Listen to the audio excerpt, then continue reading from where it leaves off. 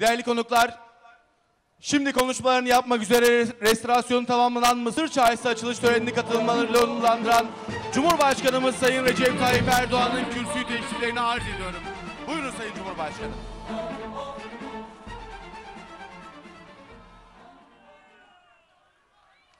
Sevgili İstanbullular, hanımefendiler, beyefendiler, Mısır Çarşımızın kıymetli esnafları, değerli kardeşlerim, sizlere en kalbi duygularımla, hasretle, muhabbetle selamlıyorum.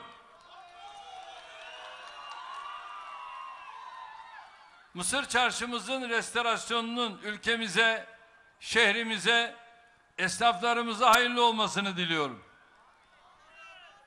İstanbul'un bu simge mekanı 354 yıldır şehir halkı yanında ülkemizin ve dünyanın dört bir yanından gelen misafirlerimize de hizmet veriyor.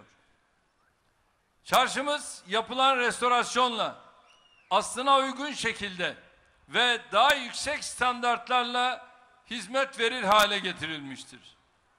Eğer Türkiye şu son 16 yılda yaptığı atılımı, sağladığı istikrar ve güven ortamını İkinci Dünya Savaşı sonrasında gerçekleştirebilseydi, bugün dünyanın en büyük 10 ekonomisinden biri olacak. Milletlerin ve ülkelerin zenginliği iki türlü olur.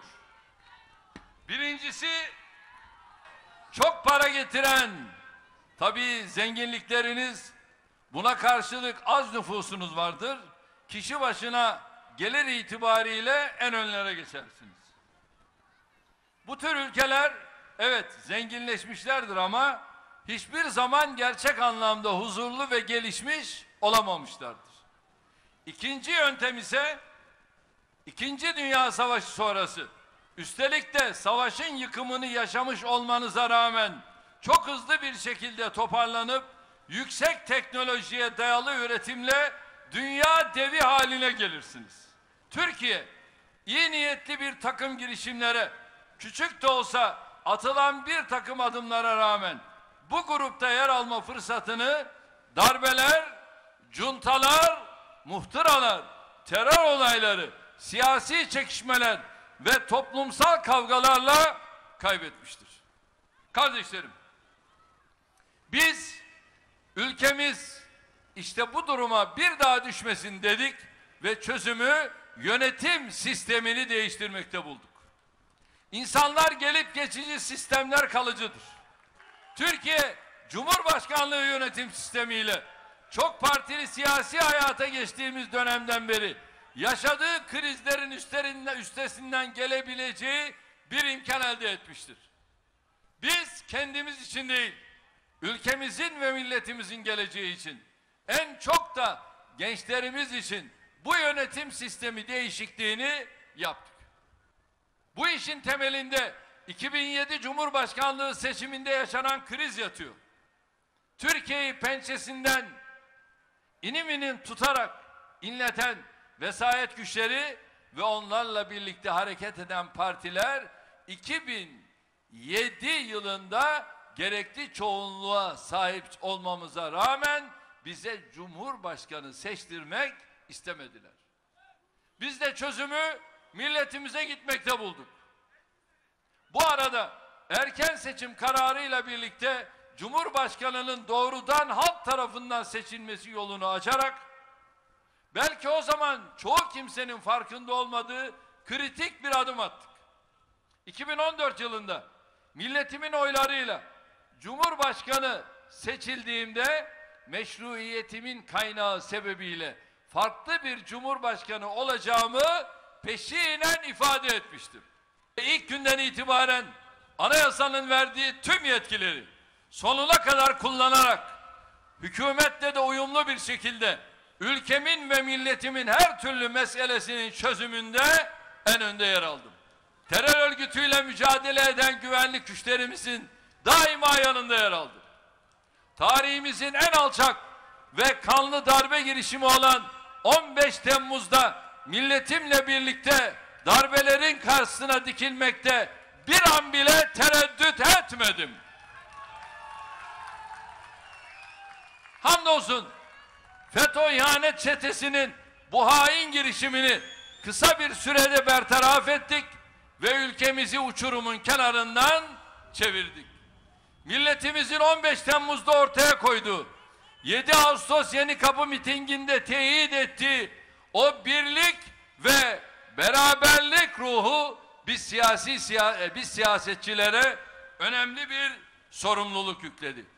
MHP ile birlikte bu sorumluluğun gereğini yerine getirdik. Ve 16 Nisan halk oylamasında milletimiz tarafından da tasdiklenen anayasa değişikliğini evet MHP ile birlikte gerçekleştirdik. Bu değişiklikle Türkiye yapılacak ilk genel seçimlerin ardından hükümetin daha etkin, meclisin daha itibarlı, yargının daha bağımsız ve tarafsız olacağı yeni bir yönetim sistemine geçme iradesini ilan etti. Ve ne yaptık? Şimdi işte Cumhur İttifakı'nı kurduk. Cumhur İttifakı'nda hep beraberiz. Aramızda ayrılık yok. Gayrılık yok. Parlamento Cumhur'un ittifakıyla daha güçlü. Seçimler milli iradenin en yüksek düzeyde tezahür ettiği, halkın kendi geleceğini kendi elleriyle biçimlendirdiği demokratik tercihlerin tezahür zamanlarıdır. Türkiye için ise 24 Haziran seçimlerinin anlamı bundan daha ötedir. Yeni yönetim sistemimizin ruhu gereği hükümetle meclis tamamen ayrılacağı için sandıktan çıkan neticenin etkileri çok daha güçlü, çok daha belirleyici olacaktır. Biliyorsunuz yeni sistemde Allah'ın izniyle koalisyona fırsat olmayacaktır. Seçilen Cumhurbaşkanı tamamen kendi iradesiyle oluşturacağı hükümeti vasıtasıyla ülkeyi bir sonraki seçimlere kadar idare edecektir. Dolayısıyla sandıkta kullanılan oyun en az 5 yıllığına dönüşü yok. Bunun için milletimizin oyunu kullanırken her zamankinden daha çok düşünmesi, her zamankinden daha çok şartları değerlendirmesi gerekiyor. Evet. Fatih. Hazır mıyız? Bak Eminönü demiyorum ha. Fatih diyorum. Yanlış söylemedim değil mi? Evet. Burası artık Fatih. Ve Mısır Çarşımız tüm Fatihlilere, İstanbullulara, tüm milletimize hayırlı olsun diyorum. Ya Allah! Bismillah.